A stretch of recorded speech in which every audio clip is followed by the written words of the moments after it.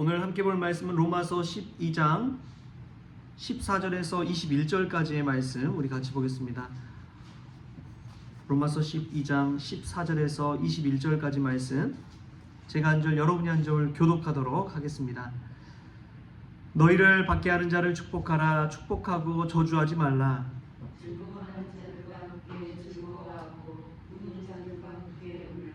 서로 마음을 같이 하며 높은 데 마음을 두지 말고 도리어 낮은 데 처하며 스스로 지혜 있는 채 하지 말라.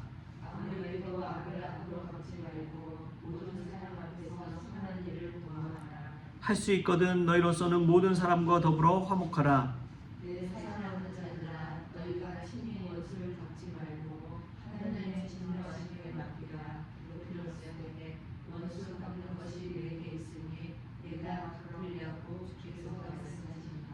내 원수가 줄이거든 먹이고 목마르거든 마시게 하라. 그리함으로 내가 숯불을 그 머리에 쌓아 놓으리라.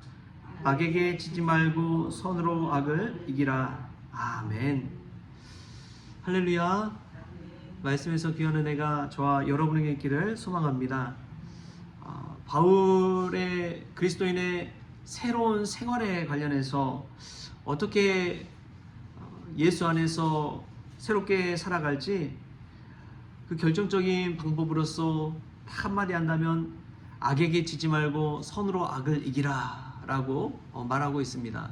적극적인 선인 것이지요. 소극적으로 하는 선이 아니라 적극적으로 오히려 선으로서 악과 싸워서 이기라고 그렇게 이야기합니다.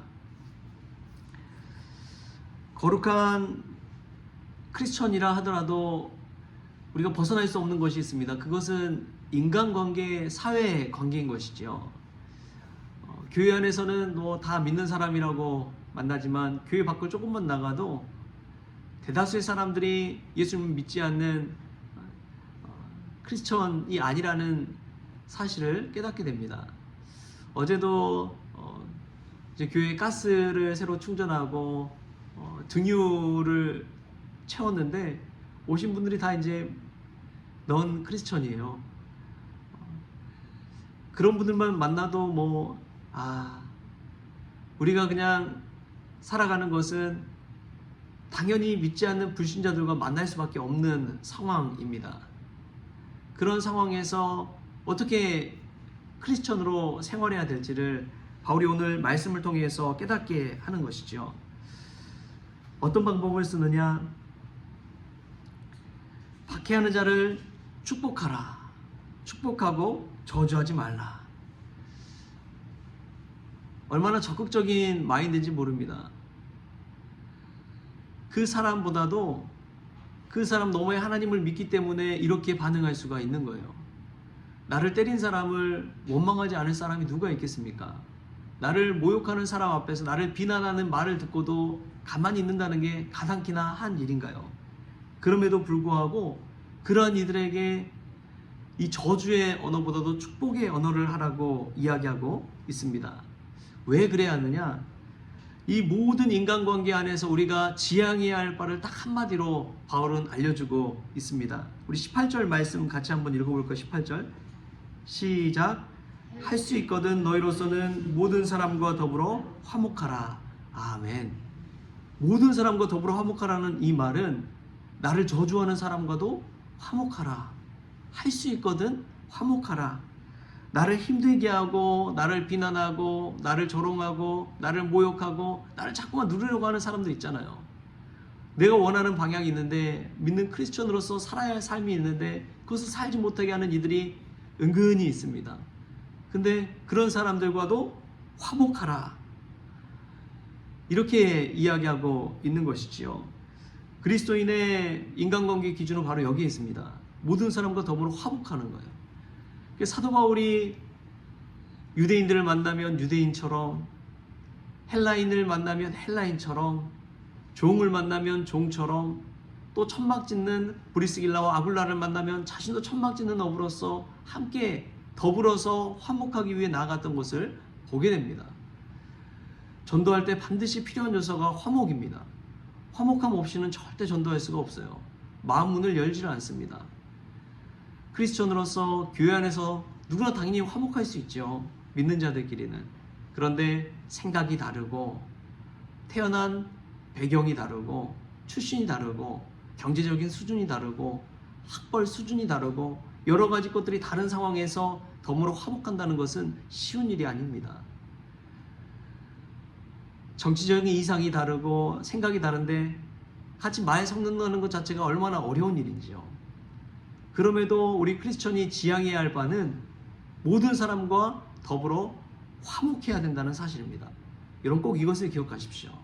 대인관계에서 어려운 분들 만나지요. 피하고 싶은 분들 있지요. 그러나 우리가 할 수 있거든 그런 분들과도 화목할 수 있길 바랍니다. 근데 참 은혜가 되는 게 여러분 모든 사람과 화목할 수 있나요? 사실 어렵잖아요. 그래서 단서가 붙은 게 할 수 있거든 이라는 단서예요. 앞에 서두에 이 사도 바울이 우리에게 너희가 할 수 있는 만큼 할 수 있거든 되도록이면 이렇게 모든 사람과 더불어 화목하라고 이야기합니다. 여기에는 전제하는 것이 있어요. 우리가 다 그렇게 하기는 어렵다는 전제가 깔려 있습니다. 바울이 그렇게 살아보니까 그래요. 모든 사람과 화목하라 말은 쉽죠. 나를 때리고 나를 힘들게 하는 사람과 어떻게 화목할 수가 있겠습니까? 나를 저주하는 사람과 옆에 한 시간이라도 같이 있고 싶겠어요? 듣기 싫지요. 사람은 누구나 칭찬받고 인정받고 싶은 욕구가 다 있습니다. 나를 사랑해주고 나를 아껴주고 나를 이해해주고 나를 받아주는 사람과 만나려고 하지, 나를 싫어하고 비난의 말을 하고 쓴소리하는 사람, 나의 치부를 자꾸만 드러내려고 하는 사람 옆에 가까이 하고 싶은 사람은 아무도 없습니다. 그럼에도 불구하고 바울이 적극적인 선을 행하는 것은 하나님의 영광을 위해서 그런 줄 믿습니다. 예수 믿는 사람으로서 삶이 다른 그냥 보통 사람과는 한 차원 더 높은 삶을 보여주기 위해서 그런 거예요. 그런 사람이 설득할 수 있는 것입니다. 그런 사람이 예수 믿는 사람이라는 것을 당당히 다른 사람 앞에서 나타낼 수가 있는 거예요. 남들과 똑같이 한다면요 절대 변화는 되지 않습니다. 아니 당신도 나랑 똑같은데 무슨 말을 하느냐. 그런데 나와는 한 차원 다른 삶을 사는 거예요. 그런데 그런 사람들의 말을 들을 때는 말에 힘이 있는 것입니다.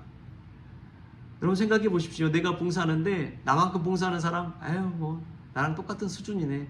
그런데 나와는 다른 수준으로 봉사하는 사람을 만난다면 그 앞에 우리도 모르게 존경심이 있잖아요. 그 사람의 말에 힘을 얻게 되는 것입니다. 교회 안에서도 저는 마찬가지라고 믿습니다. 교회 안에서 기도 많이 하는 권사님들 이야기할 때 더 오히려 귀 기울이게 되는 거예요. 신앙생활, 봉사생활 열심히 하신 분들 말 한마디 없다가도 어려운 일이 있을 때 그 권사님한테 한번 의견도 구해보고 싶고. 왜 그렇습니까? 은근히 내 스스로가 인정하고 있는 거예요. 아, 저 권사님은 나와는 한 차원 다른 신앙생활을 하신 분이고 나보다는 더 하나님께 가까운 분이고, 이런 것을 자기도 모르게 인정하고 있기 때문에 그 사람 앞에 나아가는 것입니다. 사도 바울은 할 수 있거든 모든 사람과 더불어 화목하라. 이것은 그냥 일반 보통 사람보다도 불신자들보다도 한 차원 더 높은 신앙생활을 하라는 의미를 담고 있는 것입니다. 우리가 기도생활 또 신앙생활하면서 그리스도인으로서 다른 일반 믿지 않는 불신자들보다 한 차원 더 경건한 삶, 한 차원 더 신실한 삶을 살아갈 수 있기를 바랍니다. 그때 우리 말에 힘이 있는 것이고요, 우리 말에 설득력이 있는 것입니다. 다른 사람 전도하려면 반드시 이것이 기본 전제로 깔려 있어야 됩니다. 그렇지 않고는 절대 우리의 말에 귀 기울이지가 않는 것이지요. 도덕적으로 윤리적으로 문제 있는 사람이 앞에서 예수님 믿으라고 하면은 얼마나 그 말이 신빙성이 있겠습니까? 이제는 사회 속에서도 교회에 대한 인식이 거의 바닥으로 내려갔잖아요. 그 이면에는 우리가 한 차원 더 높은 삶을 살지 못한 우리 크리스천들이 있었다는 사실을 우리가 회개하고 깨달을 수 있기를 바랍니다. 오늘 말씀 보면은 그런 구체적인 삶에 대해서 이야기합니다. 우리 20절, 21절 말씀 같이 한번 읽겠습니다. 20절, 21절 시작.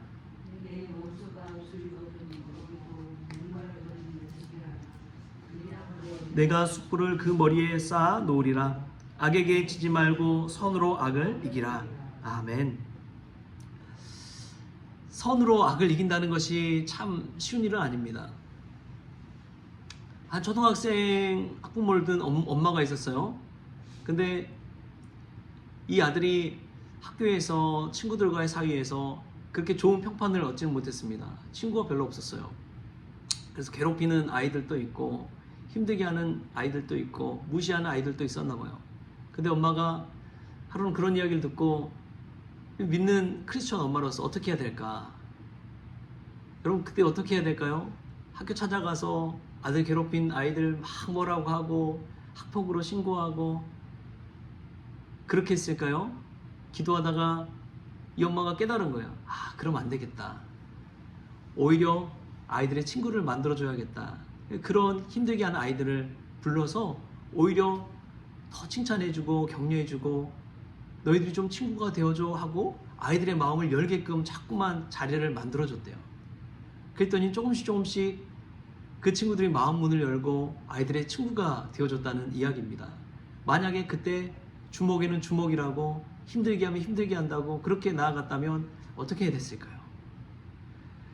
또한 여직원이 신실한 크리스천인데 회사에 어렵게 들어갔다고 합니다. 들어갔는데 이 사회생활 하다 보면 당연히 이 회식 문화, 술 문화가 있잖아요. 술자리에 갔는데 상사가 술을 따라주는데 어떻게 해야 되나 고민하다가 저는 크리스천이라서 술을 마실 수가 없습니다. 그랬대요. 그래 그 상사가 아니 김 과장도 교회 집사고 하는데 술 잘 먹는데 왜 그러냐 너만. 아 그래도 저는 술 먹지 않겠습니다. 그렇게 한번 지나갔대요. 그런데 그 상사가 그의 마음이 안 들었는지 두 번째, 세 번째 가도 계속 술을 권하더래요. 그때마다 저는 못 먹습니다. 거부하고. 여러분 그런 자리가 쉬운 자리일까요? 자기의 승진이나 자기의 일이나 여러 가지 것들이 다 거기서 결정이 되는데 너무나 고민이 됐다는 거예요. 마지막 네 번째 술자리 가서 만약에 오늘 또 권한다면 당당하게 오늘 또 거절하고 사표라도 쓰겠다고 그렇게 이야기하겠다 마음가짐을 가지고 있는데 또 네 번째 술자리를 가졌대요. 회식한 자리를 다 가졌는데 이 술을 따라주려고 하니까 그 여직원이 저는 술 마실 수 없습니다. 대신 더 열심히 회사 일 하겠습니다. 그러자 그 자리에서 이제 이 상사가 선포를 해버렸대요. 다음부터는 절대 이 여직원한테 술 권하지 말라고. 이 여직원만한 직원이 없다고. 자기가 봤을 때 대적 같다고. 이런 사람이 오히려 회사를 위해 더 신실하게 일할 사람이라고. 더 열심히 일할 사람이라고. 오히려 공포를 해버렸다는 거예요. 그래서 그 누구도 술 회식 자리에서 권하는 일도 없고 오히려 회사에서 인정받고 칭찬받는 그런 여직원이 됐다는 것입니다. 여러분 믿음에도 대적 같은 믿음이 있어야 돼요. 자기가 아니라면 분명하게 하고 대신 말과 행동이 일치하게끔 살아야 됩니다. 그러면 아무리 상사라고 높은 사람이라고 함부로 대할 수가 없어요. 내가 하는 마땅한 일을 다 감당하는데 뭐라고 과연 할 수 있겠습니까? 크리스천으로 산다는 것은요 쉬운 일은 아닙니다. 어떻게 모든 사람과 더불어 화목하겠습니까? 사실 악을 선으로 이긴다는 게 쉬운 일입니까? 그러나 중요한 게 있습니다. 여러분 하나님 믿는 믿음 안에서 살 때 내가 말한 것 꼭 지켜보십시오. 꼭 행해보십시오. 하나님의 역사가 우리 가운데 있고 오히려 나를 변화시키려고 했던 나를 힘들게 하려고 했던 악의 세력을 선으로 싸워서 이기고 바꾸게 하실 줄 믿습니다. 그러한 삶의 변화가 저와 여러분에게 있기를 주신 예수님의 이름으로 축원합니다. 기도하겠습니다. 주신 하나님 감사합니다. 우리가 아무것도 하지 아니하는 선이 아니라 적극적으로 손으로 악을 싸워 이기는 삶을 살기를 원합니다. 할 수 있거든 모든 사람과 더불어 화목하는 한층 높은 삶을 살게 하여 주옵소서. 언행일치된 삶, 솔선수범한 삶, 내가 말한 대로 그대로 믿음 생활 신실하게 하는 삶을 살게 하여 주셔서 악한 사람에게까지도 선한 영향력 끼치게 하여 주시고 나를 힘든 사람도 나를 인정하는 그때가 올 수 있도록 주님 도와 주시옵소서. 뿐만 아니라 무엇보다 우리 곁에서 보이지 않지만 늘 우리와 함께 하시는 하나님께 칭찬받는 종 될 수 있도록 주님 도와 주옵소서. 감사하며 예수님의 이름으로 기도하옵나이다. 아멘.